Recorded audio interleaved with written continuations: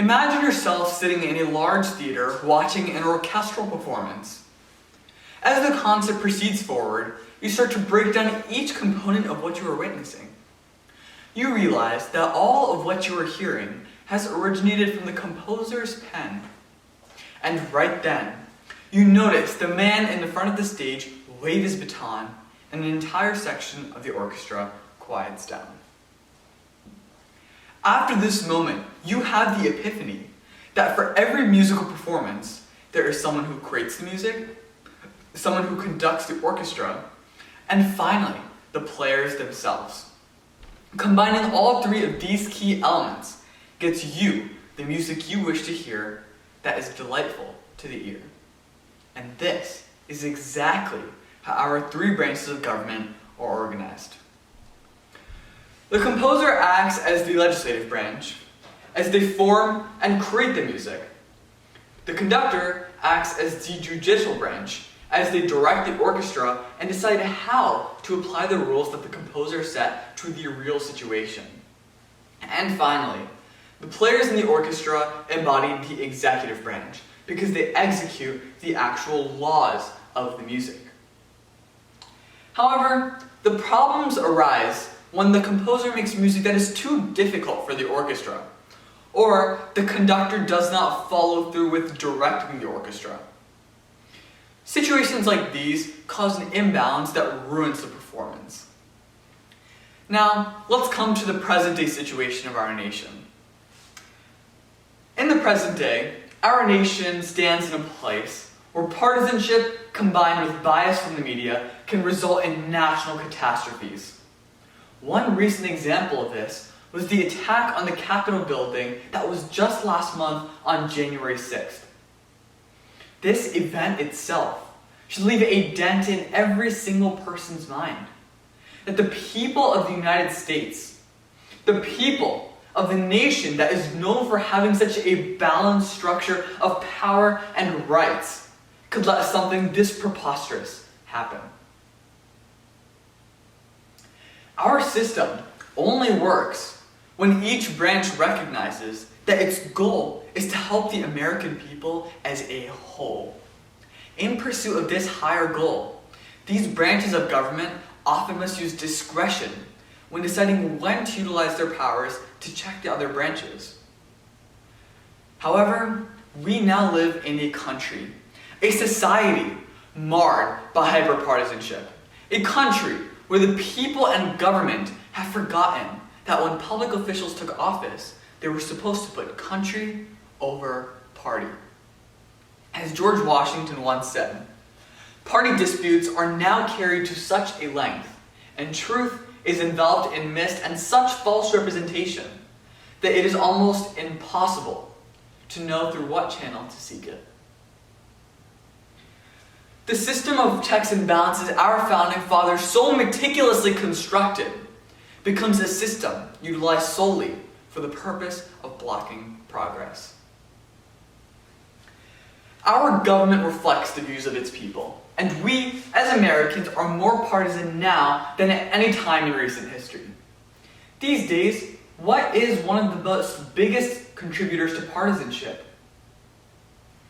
The recent technological advancements have brought media access to us in various forms where we can consistently check it, hear it, or see it as we please, and through various sources, including social media.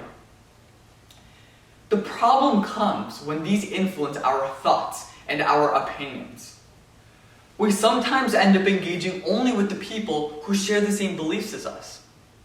Unless we actively choose to refer to sources with opinions that differ from ours, social media algorithms target content to us that they think we'll only agree with, hence creating a one-sided perspective.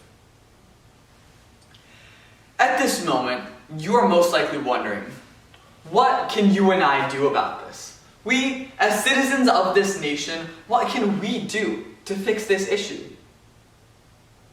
Well, to begin with, it is vital that all information you receive through social media is validated in some way or another before you share it with anyone else.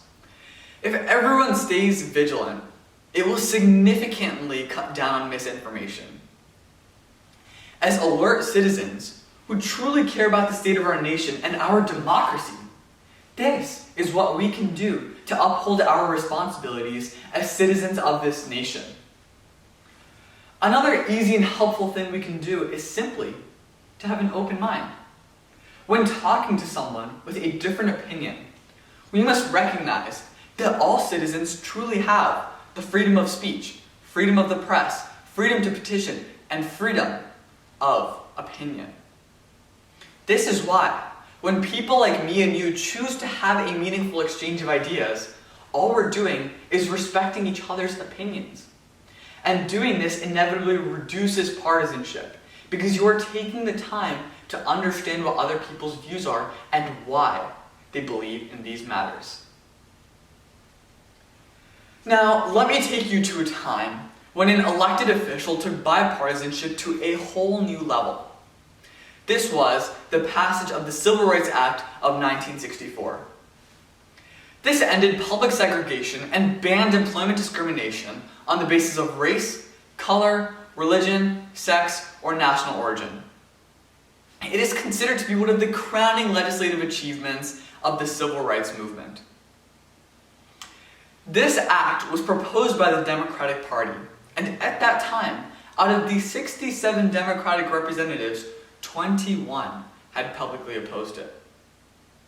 Senator Mike Mansfield, the Democratic Party leader at that time, approached his Republican counterpart, Senator Everett Dirksen, and said, "I appeal to the distinguished minority leader, whose patriotism has always taken precedence over his partisanship, to join with me in finding the Senate's best contribution to the resolution of this grave national issue." After this appeal, Senator Dirksen convinced many other Republican senators to join in for the betterment of the nation. In the end, they passed this bill together, with 27 Republican senators and 44 Democratic senators. These two senators didn't see civil rights as a fight between the two parties.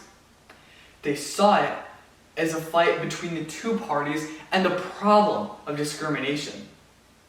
That fundamental mindset is what we need to recover in our country today. So, what can we do to recover that mindset? When there's some sort of issues that we as citizens find, we need to pursue those issues with our local government and elected leaders. Not only does this impose the issues on them that we have elected them to fix, but it also makes them take precedence of the people over the partisan politics.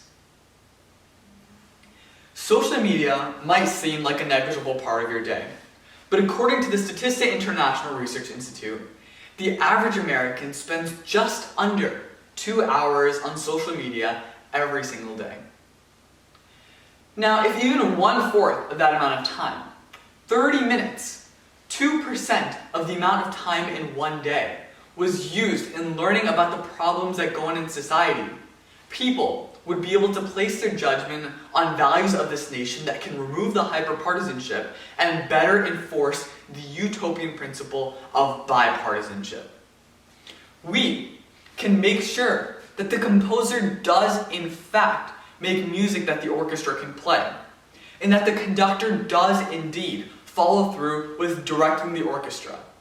And we, as the audience, can play our role of maintaining a peaceful environment for the music, resulting, all in all, in a great performance.